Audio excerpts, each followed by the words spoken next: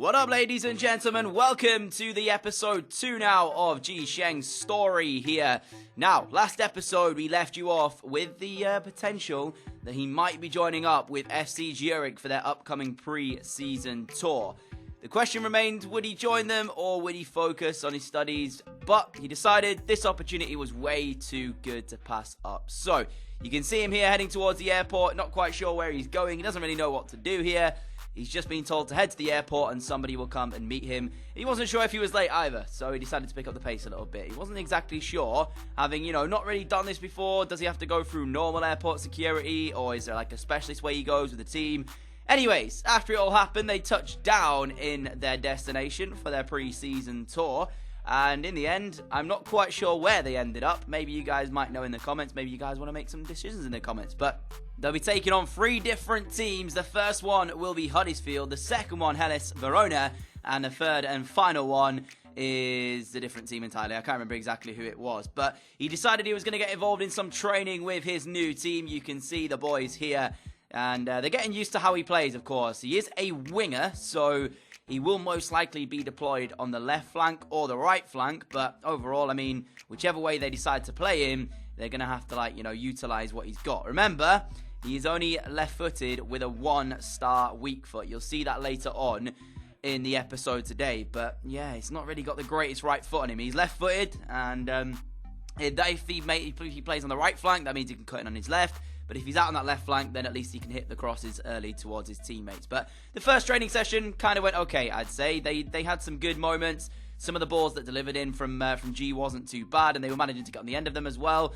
And for a first training session with a new club, I didn't think that this was that bad. But of course, because he has his studies outside of it, it may mean that he might miss some training sessions along the way. So he won't be able to get to every single training session with the aspect that he's got to go ahead and study as well. So the first game of the pre-season tour, luckily he was picked for. It is against Huddersfield Town, so we're going to get to play against some English opposition.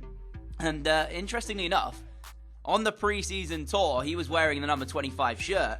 Remember, that was the shirt that he got given in the under-23 game that he was actually partaking in just as a little, instant or, quick little trial game, I guess you could call it. But he has been given the number 25, and whether or not he'll keep that if he does get a contract here, we'll have to wait and see. Maybe he'll be given a different number. But this game, he started off quite well, actually. He had an initial shot there, which came off the post, and then in the end, he gets across towards the back post, in which he heads it goalwards. But it's an easy save for Losil between the sticks. And as we continued on to the second half, he steals the ball back here, continues his run. In the end, he's unselfish. He could have tried to take that on, but instead squares it straight to the middle, and there is Frey for FC Zurich to give them a 1-0 lead. And what I like the most as well was the fact that even though G has literally played 1 game for the club so far, which is this one right now, he was already getting involved in some team celebrations. You can see it there. Frey did the little kind of, scare celebration where they fall over.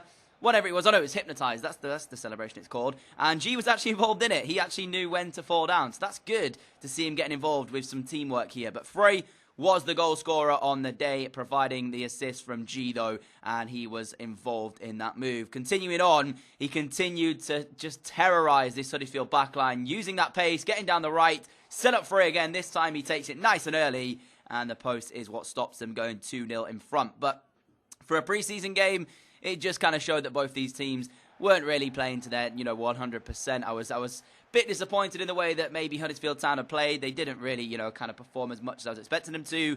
But it is only a preseason tour, so you can say what you want. But overall, Sheng with the assist, getting involved there. You can see he's very happy with himself and clapping and shaking hands with some of the boys there. Pretty happy with the way he played. But got the assist for Michael Frey's goal, and that is what mattered in Game 1. But straight from Game 1, we went into game number 2. There's no break between these ones because the whole pre-season tour has been played out. We're going to see the highlights of what happened and see exactly how G performed. So game 1 done. FC Zurich off to a winning start against Huddersfield. By the way, there's only 3 games in the pre-season tour. They're all friendlies at the moment. The second one coming against Hellas Verona, as I said. Again, FC Zurich here. You can see they've got a rather large fan base in the ground for this one. Another one wearing the white and blue shirt. Although they do have a very nice away kit, actually, FC Zurich. So I'm pretty happy, to say the least, that it's going to look pretty cool when Sheng is bursting down the wing, if he gets a contract here, wearing the away kit for FC Zurich. Regardless, into Game 2, he was picked for this one as well. Of course, he's going to be picked. We want to see him what he's got in his locker. Everybody wants to watch Sheng, who could potentially be one of the most exciting prospects in this FC Zurich side. And 5 minutes in, he managed to turn away here from this defender, whipping a left-footed cross. It asked questions of the defence. They dealt with it originally, but then Yapo runs all the way over to the left-hand side, picks it up, finds a pass backwards, cross comes in. There is Sheng again on the volley.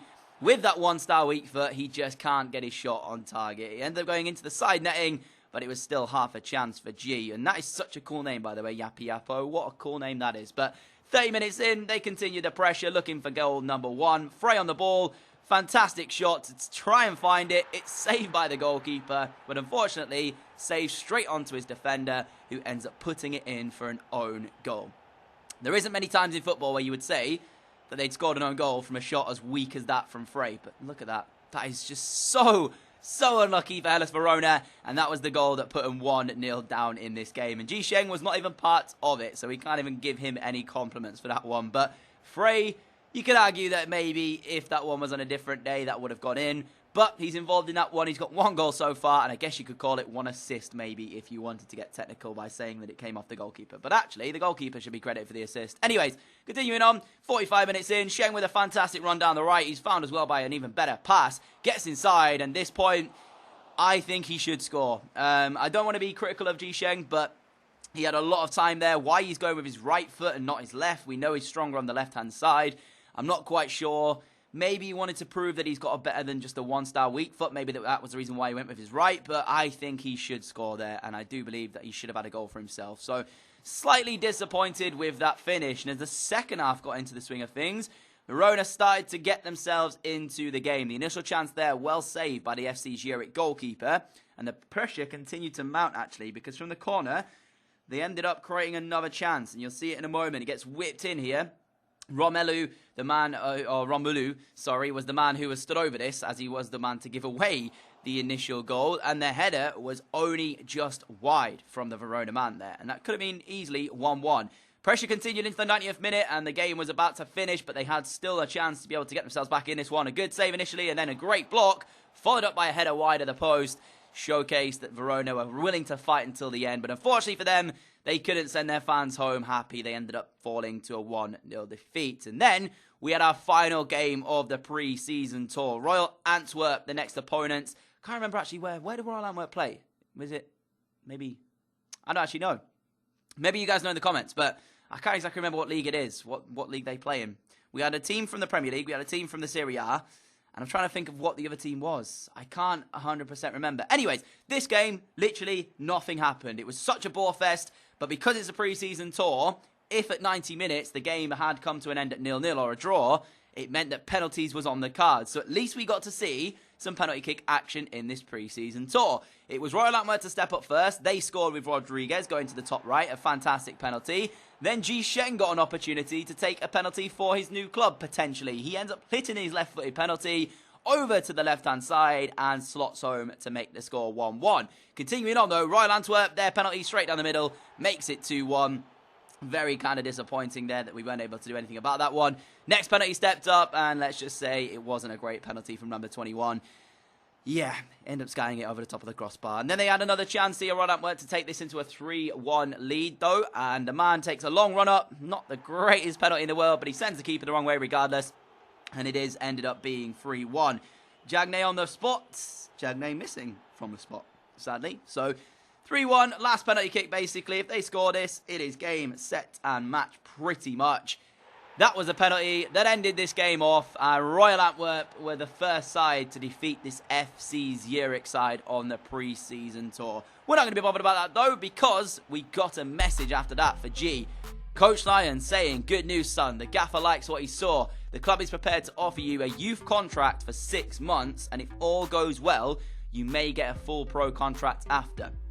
Come to the ground, and we'll get it all signed up. Don't worry about your studies. A youth contract means you will still have time to commit to those as well." So it's basically like he still has time to study because he's only a youth player, which means, of course, the wage he's going to get isn't going to be as much as some of the other players in the team, but he's still going to be a player for FC Zurich. That was the contract on offer. It says the FC Zurich board will be delighted to have you at the club and are offering you a youth contract of a wage of 200 Swiss francs per week, which works out at around about 150 English pounds. So not exactly that much. It's only £600 a month. And when you consider the fact that he's got to still be able to live in Switzerland and study and try and make sure that his dad is still able to give him money, because if his dad finds out, his money's going to get cut off, meaning he'll only have this to live off, not exactly ideal.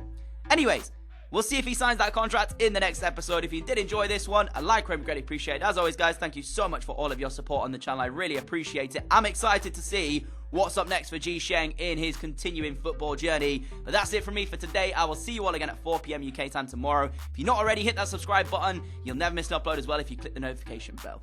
I'll see you all again tomorrow at 4. Adios.